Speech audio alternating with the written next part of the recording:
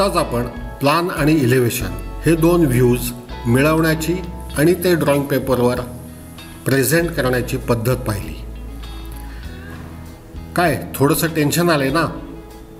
स्वाभाविक आहे, कारण हे दोन व्ह्यूज मिळवायचे असतील तर थोडीशी इमॅजिनेशन पॉवर वाढवावी लागणार. थोडंसं कठीण दिसतंय, हो ना? अजिबात चिंता करू नका, कारण आपण या प्रोसिजरमधून इमॅजिनेशनचा भागच काढून टाकू. आता आपण डिस्कस करूया की ही प्रोजेक्शन्स विदाऊट इमॅजिनेशन कशी मिळवता येतील. पहा, त्यासाठी आपण प्रत्येक पॉईंटचे स्पेसिफिकेशन्स लिहिण्यासाठी काही चिन्ह ठरवूयात. हे टेबल पहा, याच्यात अबोव HP साठी आपण हे चिन्ह वापरूयात, जो बाण आहे वरच्या डायरेक्शनने दाखवलेला. बिलो HP साठी तोच बाण आपण खालच्या डायरेक्शनला दाखवू. इन फ्रंट ऑफ VP साठी तो बाण आपण उजवीकडे जाताना दाखवू. बिहाइंड VP साठी डावीकडे जाताना दाखवू. ही सगळी चिन्ह वापरून आपण एखाद्या पॉईंटचं स्पेसिफिकेशन कसं दाखवायचं ते ठरवूयात. पहा, जनरल फॉर्मॅट. पहिल्यांदी नेम ऑफ पॉईंट, त्या पॉईंटचं नाव ABC ब्रॅकेटमध्ये distance from HP and then distance from VP. लक्षात येत आहे?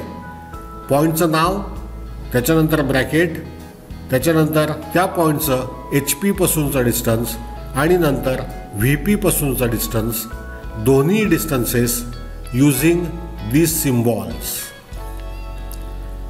एक example, point P is 20 mm above HP and 60 mm in front of VP. कसा दाखवायचा हा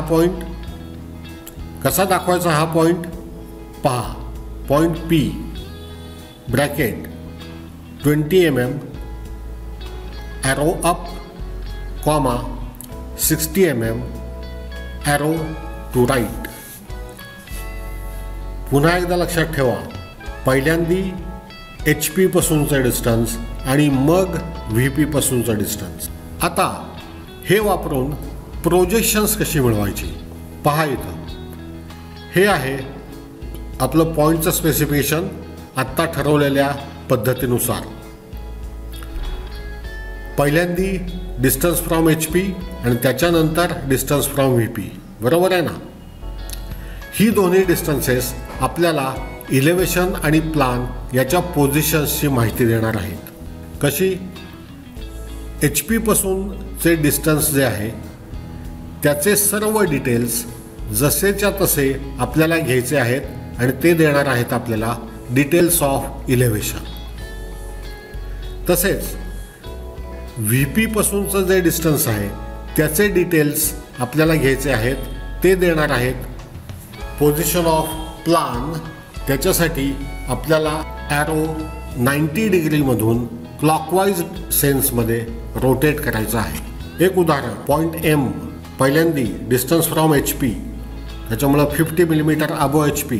नंतर distance from VP 30 mm in front of VP. Details of distance from HP 50 mm आणि above, जसेच्या तसे आपल्याला इलेव्हेशनचं ज्ञान देतील. त्याच्यामुळं इलेव्हेशन किंवा front view of M is 50 mm above HP. Distance from VP याचे डिटेल्स आपल्याला पोझिशन ऑफ प्लानबद्दल माहिती देतील. आपल्याला फक्त एकच गोष्ट करायची आहे, हा जो ॲरो आहे तो 90 डिग्रीमधून क्लॉकवाईज सेन्समध्ये रोटेट करायचा आहे. त्याच्यामुळं पुन्हा एकदा पहा, point M 50 mm above HP, 30 mm in front of VP. Hence, its elevation is 50 mm above XY line and plan is 30 mm below XY line. एक गोष्ट लक्षात आली असेलच, जेव्हा मी पॉईंट विषयी बोलतोय तेव्हा मी HP आणि VPचा रेफरन्स घेतोय, पण जेव्हा मी इलेव्हेशन आणि प्लान विषयी बोलतोय तेव्हा मी XY लाईनचा रेफरन्स घेतोय. लक्षात राहील. ठीक आहे.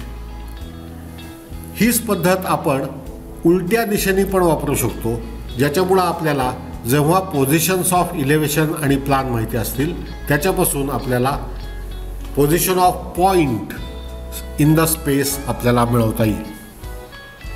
त्याच्यासाठी काय करावं लागेल, फक्त ही जी प्रोसिजर आहे, rotate the arrow through 90 degree in clockwise sense, त्याच्याऐवजी आपल्याला अँटी क्लॉकवाईज सेन्समधून फिरवावं लागेल.